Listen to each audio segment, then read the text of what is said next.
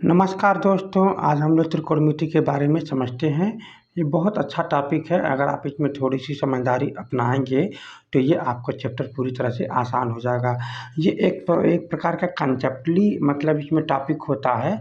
अगर आप इसमें थोड़ा-सा आपके पास कॉन्सेप्ट क्लियर रहेगा, तो आप इसमें कोई भी न्यूमेरिकल गलत नहीं करेंगे। तो हम लोग समझते हैं इसमें है क्या। चलिए देखिए, हम लोग थोड़ा-सा इस बात को समझ लें कि ये जो त्रिभुज है, ये आपका समकोण त्रिभुज होता है। इसमें आप कोई भी त्रिभुज मतलब अलग त्रिभुज नहीं ले सकते। अब समकोण त्रिभुज होने का मतलब ये होता है कि एक कोण 90 डिग्री होना चाहिए। बस आपको ये बात पता होनी चाहिए, तभी इसमें त्रिकोणमिति अप्लाई कर सकते हैं। नहीं तो त्रिकोणमिति अप्लाई इसमें नहीं हो पाएगा। तो आपको मैं बताना चाहूँगा कि अगर ये एक कोण हमको 90 डिग्री पता चल जाता है, तो एक कोण हमको और पता होनी चाहिए थीटा। बात समझ में आ गया? तो अगर आपको एक कोण थीटा पता रहेगा, तो इसके ठीक सामने की भुजा को आप जैसे यहाँ पर लंब दे रखा है हिंदी में, और आप इंग्लिश में परपेंडिकुलर बोलिए या तो अपोजिट बोलिए। बात को समझ में आ चुका होगा। और आप ये देखिएगा, थीटा डिग्री के सामने को आपको परपेंडिकुलर और अपोजिट बोलना होगा। 90 डिग्री के सामने के आपको बोलेंगे हाइपोटेन्यूस बोलेंगे आप। ध्यान दीजिएगा, 90 डिग्री के सामने जो कोण होता है, आप उसको हमेशा कर्ण बोलेंगे। इसके सामने की भुजा को कर्ण बोलेंगे। और हाँ, जो आप ये बचा हुआ जो आधार जो नीचे की तरफ जो लाइन होता है, वो हमेशा आधार होता है। तो अब सवाल ये उठता है कि आधार क्या इसको भी बोल सकते हैं? हाँ, इसको भी बोल सकते हैं। जैसे मैं बताना चाहूँगा यहाँ पर कि अगर मान लीजिए ये त्रिभुज कुछ इस तरह का हो, 90 डिग्री यहाँ हो और ये कोण हमें पता हो, तो आप करेंगे क्या, इस फिगर को आप ऐसे घुमा देंगे, तो ये ऑटोमेटिक ऐसे बन जाएगा। ये फिगर ऐसे घूम जाने से ये वाला जो पोर्शन है, ये वाला जो ऊपर चला जाएगा और ये वाला नीचे आ जाएगा यहाँ पर, और ये थीटा कोण हो जाएगा। तो उस कंडीशन में हम इसको आधार बोलेंगे। मैं उम्मीद करता हूँ आप ये बात समझ गए होंगे। थीटा कोण के ठीक थीटा कोण जिस लाइन से बना होता है, इसको हम आधार बोलते हैं। और ये कोण जो होता है 90 डिग्री आधार के बीच में, इसको आप इसको लंब कहेंगे। इंग्लिश में आपको मैं बता चुका हूँ, इसे परपेंडिकुलर कहेंगे। आधार को आप एडजेसेंट कहेंगे, जिसे और दूसरे शब्दों में बेस कहते हैं।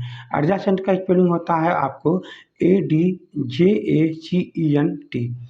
इसका मतलब होता है आधार।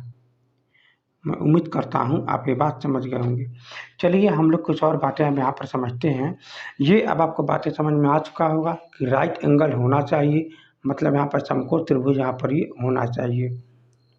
समकोण त्रिभुज, समकोण त्रिभुज में 90 डिग्री के सामने की भुजा को हमेशा कर्ण कहते हैं, और जो बेस जो नीचे जो थीटा कोण होता है, उसको आप आधार कहेंगे।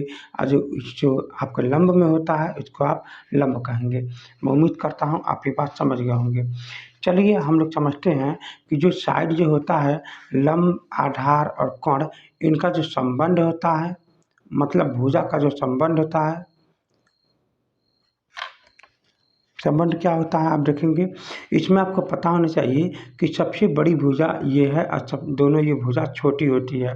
इसका मतलब इन दोनों को जोड़ने पर ये आएगा। तो आप ये एक तरह से याद करने का ट्रिक अपना सकते हैं कि कोण एक बड़ी भुजा होती है और इन दोनों को जोड़ने पर ये भुजा आएगा। तो आप इसको ऐसे करके लिख सकते हैं, लंब स्क्वायर प्लस आधार स्क्वायर, मतलब लंब और आधार दोनों जोड़ा गया है, स्क्वायर लगाया गया है, तो बराबर हो जाएगा कोण का स्क्वायर। ये आपको थोड़ी सी बात को याद करना होगा, और ये कंसेप्टली है, और हम आगे की तरफ अभी हम कुछ ही देर में बहुत अच्छी तरह से समझाएंगे। जैसे हम एक एग्जांपल लेके मैं आपको समझाना चाहता हूँ कि अगर मान लीजिए यहाँ पर एक फिगर दे रखा हुआ है, यहाँ पर दे रखा है 3 और यहाँ पर दे रखा है 4, तो इसका एंगल, इसका मान क्या होगा, हम इसको मान लेते हैं x। तो आपको पता है कि ये दोनों भुजा आपका छोटा होगा, ये भुजा बड़ा होगा, यानी इन दोनों को जोड़ेंगे, इसका मतलब 4 प्लस में 3 बराबर मान लेता हूँ x। तो आपको सबके स्क्वायर लगा दीजिएगा, तो आपका फार्मूला ये बन जाएगा। स्क्वायर लगाने से ही होगा, क्योंकि यहाँ पर ये स्क्वायर दे रखा हुआ है। तो यहाँ पर 4 का स्क्वायर का मतलब ये हुआ कि 4 2 बार गुणा हो रहा है, 4 को 16 हो जाएगा। तो यहाँ पर रखेंगे 16 प्लस में 9 स्क्वायर 3 स्क्वायर 9, 9 टू जा मतलब 9 9 जा 9 हो जाएगा, इज इक्वल टू में एक्स स्क्वायर। यहाँ देखेंगे ये ऐड करने के लिए कह रहा है तो 25 हो जाएगा, इज इक्वल टू में एक्स स्क्वायर। यहाँ पर जो स्क्वायर है इधर साइड जाएगा तो ये करड़ी बन जाएगा। करड़ी होने का मतलब यहाँ पर 2 है तो यहाँ पर 2 आ जाएगा, तो आप कह सकते हैं कि 2 2 का जोड़ा बन जाएगा, तो ये बाहर आ जाएगा, इसका मतलब 5 यहाँ पर आ जाएगा। मैं उम्मीद करता हूँ यक्ष का मान जो आता है कितना आ जाता है, 5 आ जाता है। आप ये बात समझ गए होंगे। तो ये जो फार्मूला होता है ये बहुत ज़्यादा भूमिका निभाता है त्रिकोणमिति में, इसी से बेसिक कंसेप्ट से पूरा न्यूमेरिकल आता है। चलिए हम एक और न्यूमेरिकल लगाते हैं। जैसे कि मान लीजिए यहाँ पर दे रखा हुआ है एक फिगर, इसका मान 10 दे रखा है, इसका मान 6 दे रखा है, इसका मान पूछ रहा है। उदाहरण के तौर पे देखा जाए तो मान लेता हूँ इसको हमने यक्ष, तो हमको पता है कि ये भुजा सबसे बड़ी है क्योंकि 90 डिग्री के सामने की भुजा है। 90 डिग्री के सामने की भुजा को हमेशा सबसे बड़ी भुजा मानेंगे। इसका मतलब यक्ष का स्क्वायर प्लस 6 का स्क्वायर बराबर आ जाएगा 10 का स्क्वायर। तो हम कह सकते हैं कि यक्ष का स्क्वायर यक्ष का मान हमको निकालना है, तो आपको इसको इधर कर देना है। तो अब लिखेंगे यक्ष स्क्वायर इज इक्वल टू में इसका मान तो 100 हो जाएगा, ये भी इधर आएगा तो माइनस में 36 हो जाएगा, घट जाने के बाद 64 हो जाएगा, और यक्ष का जो मान हो जाएगा रूट में 64 दैट इज 8। इसका मतलब यक्ष का जो मान आ जाएगा वो आपका 8 आ जाएगा। तो अब आपको समझना होगा कि अभी अभी मैंने यहाँ पर एक जो रिलेशन निकाला है कि मान लीजिए मैंने एक समकोण त्रिभुज के हिसाब से मैंने देखा है, यहाँ पर समझा है कि यहाँ पर मैंने अभी भी 6 रखा था और यहाँ पर 8 रखा था और यहाँ पर 10 रखा था, तो यहाँ पर एक मान आ जा रहा है कौन कौन, मतलब 8 6 और ये 10। तो ये एक प्रकार का ट्रिपलेट होता है, इसका नाम क्या लिया जाता है, ट्रिपलेट। मैं कहना ये चाह रहा हूँ कि जैसे अभी मैंने यहाँ पर समझा है कि 3 4 और ये 5, यहाँ पर देखिए 3 आया है, यहाँ पर देखिए 5 आया है, लिया गया है, तो इनको सॉल्व किया गया है तो यहाँ पर 5 आया है। इसका मतलब 3 4 5 ये एक प्रकार का ट्रिपलेट बन जाता है। तो ट्रिपलेट अगर एक त्रिभुज अगर लिया जाए जो 3 4 5 करके बनाया जाए तो वो एक प्रकार का राइट एंगल मतलब समकोण त्रिभुज ही बनेगा। और समकोण त्रिभुज जो कि आपको पता है कि त्रिकोणमिति फंक्शन में ये आता है। चलिए अब हम लोग ट्रिपलेट के बारे में थोड़ा सा और चर्चा कर लेते हैं, उसके बाद तब हम लोग न्यूमेरिकल पर आगे बढ़ते हैं।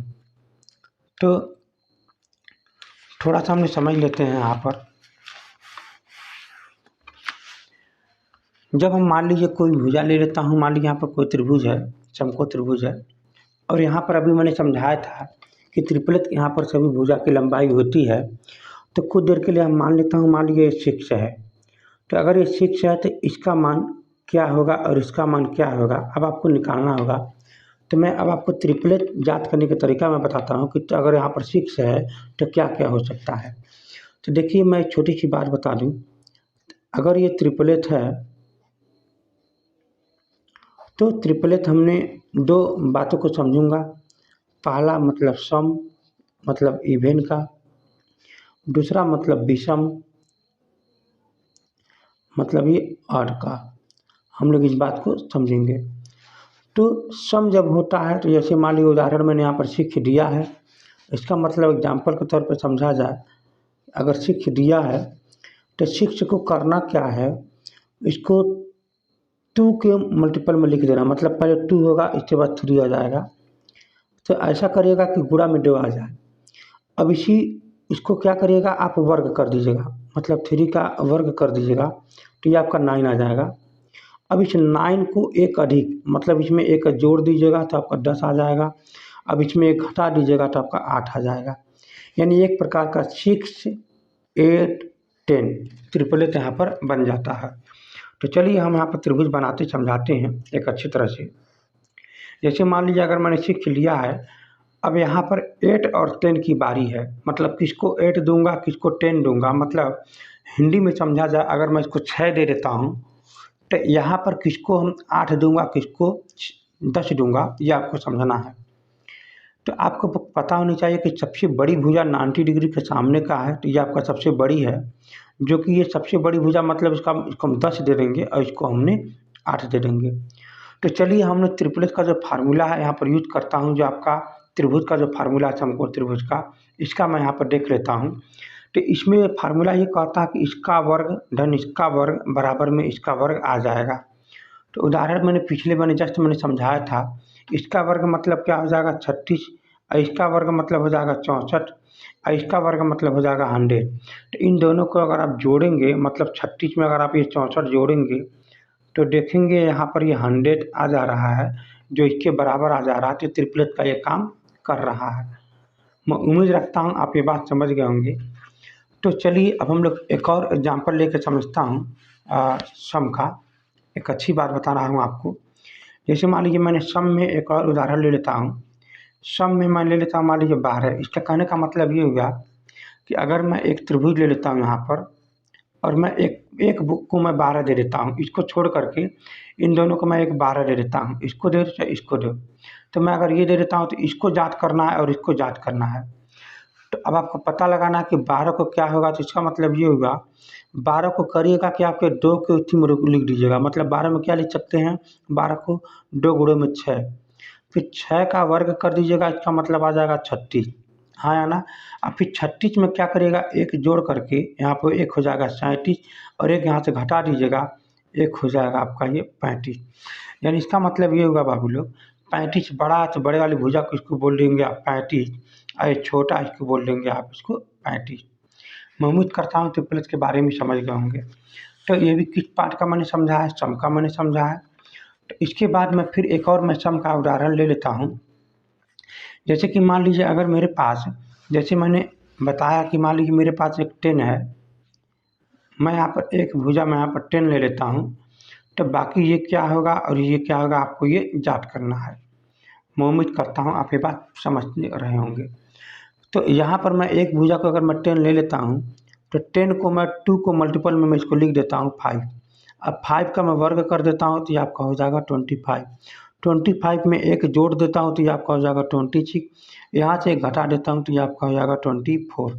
इसका मतलब जो बड़ी होती है वो आपका कण होता है, जो कण होता है सबसे बड़ी भुजा होता है, इसको आप कह सकते हो 26। अब आप इसको कह सकते हैं, आप इसको जो आपका ये वाई वाला है उसको कह सकते हो 24। जब इसको रिलेशन निकालेंगे ना तो ये आपका रिलेशन सेटअप बैठ जाएगा। मैं उम्मीद करता हूँ आप ये सम के बारे में समझ गए होंगे। अब मैं बारी यहाँ पर आता है विषम के बारे में क्या होगा। विषम के बारे में हम जैसे मान लीजिए उदाहरण ले लेता हूँ एक छोटी सी यहाँ पर। मान लीजिए यहाँ पर मैं इसको 3 दे देता हूँ तो हमको पता है कि ये जो 4 होगा ये 5 होगा। हम लेकिन जाँच करेंगे, यहाँ एक उदाहरण में 3 ले लेता हूँ 3। तो 3 का करना क्या, वर्ग कर देना है। तो 3 3 का 9 हो जाएगा। एक के गैप में तोड़ देना है, मतलब एक 4 एक 5। इन दोनों का अंतर कितना है, एक का, और दोनों को जोड़ेंगे तो कितना आ जाएगा 9। यानी एक हमारा 4 हो जाएगा, एक हमारा 5 हो जाएगा। मेरी बात समझ गए होंगे आप लोग। देखिए समझने की कोशिश करिएगा। मान इसका मतलब ये हुआ कि ये 3 4 5 एक त्रिपुलेट का यहाँ पर ये काम कर जाता है। मैं ये बता इसलिए रहा हूँ कि आप ये बात ज़रूर जानें, क्योंकि बहुत ज़रूरी होती है समझना। आप त्रिपुलेट का तुरंत मतलब एग्जाम में आप तुरंत पता कर लेंगे हाँ ये त्रिपुलेट है कि नहीं है। चलिए मैं एक बात बताता हूँ। अगर मैं ये 4 ले लेता हूँ तो क्या देखता हूँ ये आता है कि नहीं आता है, ये आपको समझाना बहुत ज़रूरी है। तो 4 लेने का मतलब सम वाला नियम लगने लगेगा। भाई मैंने बताया है कि सम अगर है तो यहाँ पर 4 जैसे ही लूँगा तो यहाँ पर सम का नियम काम करने लगेगा। चलिए मैं 4 लूँगा तो देखता हूँ 3 और 5 यहाँ पर आ रहा है कि नहीं आ रहा है। तो चलिए मैं समझता हूँ। मैंने सम लूँगा, मैंने जैसे समझाया था, मैं अगर सम लूँगा तो सम को 2 के गुणन में लिख देना है। तो ये जो 2 होता है इसका वर्ग कर देना, 4 हो जाएगा। तो 4 को एक जोड़ देना तो 5 हो जाएगा, एक हटा देना तो आपका 3 हो जाएगा। जैसे मैंने बता दिया था एक 4 3 5, जैसे मैंने यहाँ पर पहले ही कहा है। अगर मैं 4 लूँगा तो 3 5 बाकी था, तो देखिए यहाँ पर ये 3 5 यहाँ पर ये आ गया। मैं उम्मीद करता हूँ आप ये बात समझ गए होंगे। लेकिन अब मुझे समझाना बहुत ज़रूरी है विषम का उदाहरण लेकर के और ज़्यादा। मैं उदाहरण लेकर और समझाता हूँ। जैसे कि मान लीजिए यहाँ पर विषम में ले लेता हूँ एक 5, यहाँ पर ले लेता हूँ 7। तो अब हमको नहीं पता है कि ये दोनों का मान क्या आएगा। तो आप करेंगे क्या कि विषम होने के नाते आप करेंगे क्या, 7 को आपको वर्ग कर देना है, चाहे 7 का वर्ग कर देंगे तो आपका ये 49 हो जाएगा, और 1 के गैप में तोड़ देना है तो आपको एग्जाम्पल मिल जाएगा 24 और ये 25। इसका 1 का गैप हो गया। इसका मतलब ये हुआ कि अगर एक 7 है तो दूसर का हमारा ये 24 हो जाएगा, ये आपका 25 हो जाएगा। गलती से यहाँ पर 25 मत देना, क्योंकि सबसे बड़ी भुजा यहीं पर ही रहता है, यहाँ पर नहीं रहेगा, यहाँ पर ये 24 आ जाएगा। मैं उम्मीद करता हूँ त्रिफलित के बारे में अब आप समझ गए होंगे। तो अब आप घर पर आप इसे त्रिफलित का और भी कोशिश करें, उदाहरण लेकर के सॉल्व करें। उसके बाद हम लोग आगे की तरफ समझते हैं। चलिए, हमारे पास मान लीजिए एक त्रिभुज है, तो मैंने समझाना चाहूँगा। अगर ये हमारा थीटा है, इसके सामने की भुजा को मैंने जैसे कहा था लंब कहूँगा, इसको इंग्लिश में परपेंडिकुलर कहूँगा, या इसको आप अपोजिट भी कह सकते हैं। इसको जो आधार होता है इसको इंग्लिश में एडजेसेंट भी कहते हैं, जिसको आप इंग्लिश में और बेस भी कह सकते हैं, इसको अपोजिट भी कह सकते हैं, और तो इसको आप हाइपोटेन्यूस कह सकते हैं, इसको आप इंग्लिश में हिंदी में भी कर्ण कह सकते हैं। तो अब हम देखेंगे इन सभी का रिलेशन क्या कहता है। रिलेशन मतलब ये होगा बाबू लोग कि जब हम इसको देखिए, हम रिलेशन क्यों बना रहे हैं यहाँ पर। जैसे मान लीजिए यहाँ पर ये इस कोण को आप बढ़ा रहे हैं, जैसे इस कोण को बढ़ाएंगे तो ये भुजा भी बढ़ने लगेगा। चलिए मैं छोटा सा बना के समझाता हूँ। जैसे कि मान लीजिए यहाँ पर ये जो कोण जो बनता है, यहाँ पर ये जो कोण बन रहा है, छोटा करूँगा कोण को तो भुजा ये भी छोटा हो जाएगा, ये भी छोटा हो जाएगा, कोण भी छोटा हो जाएगा। अगर मैं कोण को बढ़ाऊँगा तो ये भी भुजा बढ़ेगा, ये भी भुजा बढ़ेगा। तो इसका मतलब ये कोण और दोनों भुजा एक प्रकार का संबंध रख रहा है, जो कि एक दूसरे के साथ बढ़ और घट भी रहा है। तो इसका एक नियम, इसका एक अनुपात के साथ साथ में हम इसका नाम भी दे सकते हैं। चलिए हम समझते हैं क्या इसका नाम हो सकता है। कुछ देर के लिए मैं यहाँ पर समझने की कोशिश करूँगा। यहाँ पर बहुत सारे बच्चे यहाँ पर लाल बट्टे कक्का करके याद करते हैं, ये बहुत गधों का काम है। आप गधा मत बनिएगा, आराम से कंसेप्ट को समझिए। जैसे कि मान लीजिए मैं कह सकता हूँ यहाँ पर ये राम है, ये श्याम है, ये आपका भरत है, ऐसे मैं कह सकता हूँ। तो इसका मतलब ये हुआ, जब हम इस थीटा को लूँगा तो ये वाला थीटा तो हो जाएगा, उस कंडीशन में इसको हम बोलेंगे साइड, मतलब अपोजिट वाला है, इसको हम बोल सकते हैं लंब। अगर ये नीचे साइड में थीटा कोण जहाँ से बना है, इसको आप कहेंगे तब आधार। ये जो 90 डिग्री का जो सामने वाला जो भुजा होता है, इसको आप हमेशा ही कर्ण कहेंगे। तो उस कंडीशन में जब हम लंब और कर्ण जब होता है एक आधार पर, इसका मतलब जब हम लंब बट्टे में कर्ण कहेंगे तो इसका नाम दे दूँगा साइन थीटा। ये थीटा पर रहे, इसका मतलब इसका नाम दे दूँगा साइन थीटा। जब हम आधार से कर्ण दे दूँगा, मतलब ये लंब से कर्ण हो गया है, लंब से कर्ण हो गया है, अब आधार से कर्ण पहुँचूँगा, आधार बट्टे में कर्ण, तब हम इसका नाम दे देंगे कॉस थीटा। आधार बट्टे में कर्ण को क्या नाम दे देंगे? Cos theta. जब लंब बट्टे में आधार आ जाएंगे,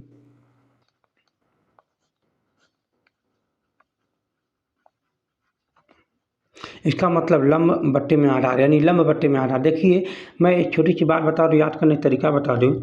ये पहले एक बार यहाँ से यहाँ जाएं, फिर एक बार यहाँ से यहाँ जाएं, अर्थात मैंने कर्ण को मैंने 2 बार कर लिया, कर्ण पर मैंने 2 बार पहुँच गया। अब आपकी बारी आती है इन दोनों को 2 बार करने के लिए, तो एक बार इनको भी ऐसे कर लें, तो इनको आप बोलेंगे tan थीटा।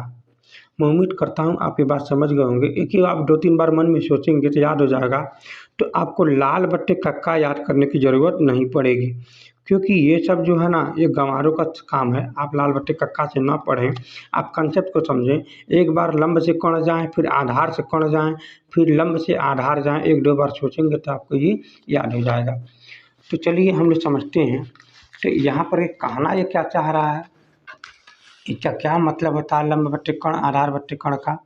तो देखिएगा, तो जैसे कि मान लीजिए यहाँ पर हम कुछ एंगल को ले लेते हैं। मान लीजिए यहाँ पर थीटा है, तो थीटा यहाँ पर ज़्यादा से ज़्यादा 0 रहेगा, 0 डिग्री रहेगा, 30 डिग्री रहेगा, 45 डिग्री रहेगा, 60 डिग्री रहेगा, 90 डिग्री रहेगा, इससे ज़्यादा नहीं रहेगा। आपको यही सब यहाँ पर कम समझना है। तो हम समझेंगे यहाँ पर, जैसे कि मान लीजिए मैंने यहाँ पर लंब बटे में कर्ण यहाँ पर फिर आधार ले लिया है। इसका मतलब ये हुआ कि साइन टी मतलब साइन थीटा इसका ले लेता हूँ लंब बटे में कर्ण।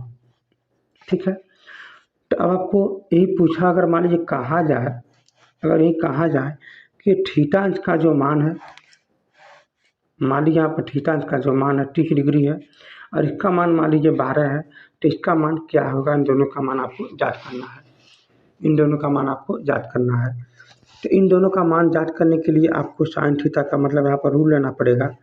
जैसे कि यहाँ पर ये लंब बटे में कर्ण, यहाँ से लंब बटे में कर्ण जाने के लिए आपको साइन 30 = में 12 बटे में कर्ण, यहाँ पर कर्ण का नाम दे देता हूँ के, यहाँ ए, यहाँ पर रख देंगे के। तो आपको इतनी कुछ तो आपको याद करना पड़ेगा कि साइन 30 का मान कितना होता है। साइन का मान मैं यहाँ पर लिखता हूँ ऐसे करके 0, 30, 45, 60, 90, ये सब डिग्री में है। मैं पहले यहाँ पर साइन का लिख देता हूँ। साइन 0 का मान 0 होता है, इसका 1/2 होता है, 1/2 होता है, 3/2 होता है, इसका मान 1 होता है। आप इसको 1-2 बार याद लिखेंगे तो आपको याद हो जाएगा, नहीं तो बहुत चीज़ का तरीका भी है। पहले आप सब में 1, 2, 3, 4 लिख दें, फिर उसके बाद नीचे 4 का भाग दे रहे हैं, फिर करीब डालना, तो ये ऐसे करके हो जाएगा। मगर आप इसको 1-2 बार इसको लिखेंगे ना तो आपको ये याद हो जाएगा। तो ये साइन 30 अंश का मान, इसका मतलब ये हुआ साइन 30 अंश का मान क्या आ जाएगा? 1/2। तो यहाँ पर साइन 30 अंश के मान की जगह पर लिख दूंगा 1/2 बराबर फिर 12 में यहाँ पर हो जाएगा के। हमको इसके का मान निकालना है। 30 डिग्री रहे, यहाँ पर 12 रहे, तो इसके सहारे से हम निकाल सकते हैं। तो आप कहेंगे क्या कि के का मान निकालने के इसको आप यहाँ कर दीजिएगा, के बराबर इसको आप यहाँ कर दीजिएगा, तो 2 ऊपर जाएगा तो गुणा हो जाएगा, तो 2 बराबर में आ जाएगा, आप जो कर सकते हैं 24। इसका मतलब के का जो मान आ जाएगा वो आप यहाँ पर ये 24 यहाँ पर ये आ जाएगा। मैं उम्मीद करता हूँ आप ये बात समझ गए होंगे। उसी प्रकार अगर ये मान लीजिए यहाँ पर हमको मान निकालना है यहाँ का, तो 10 से आप यहाँ से निकाल सकते हैं 12 के सहारे से। क्यों? क्योंकि आपको पता होगा कि मैं इसके बारे में समझाया हूँ यहाँ पर। अगर ये कर्ण है, लंब है, ये आधार है, तो लंब बटे में आधार जो होता है वो tan में होता है, जो कि यहाँ पर थीटा रहना चाहिए। tan थीटा लंब बटे में आधार। तो अगर यहाँ पर 30 डिग्री यहाँ पर दे रखा है तो tan का भी मान आपको जरूरी है याद करना। तो चलिए मैं यहाँ पर tan का भी बता देता हूँ। tan 0 का मान, tan थीटा का मान, तो tan 0 का मान 0 मान लीजिए। tan 30 का मान 1/3 होता है और इसके मान 1 होता है, और यहाँ पर करड़ी में 3 होता है, यहाँ पर ये अनंत होता है। तो करना क्या है कि tan 30 के मान यहाँ पर रख देना है। जैसे मान लीजिए यहाँ पर लंब बटे में आधार tan 30 के मान रखना है, तो आप कह सकते हैं कि tan 30 बराबर में लंब का मान 12 है और हार का मान 1 है, तो 12/1 कह सकते हैं। tan 30 के मान जैसे मैंने बताया 1/2 है, 1/3 है, सॉरी 1/3 है, बराबर में आप 12/a हो जाएगा।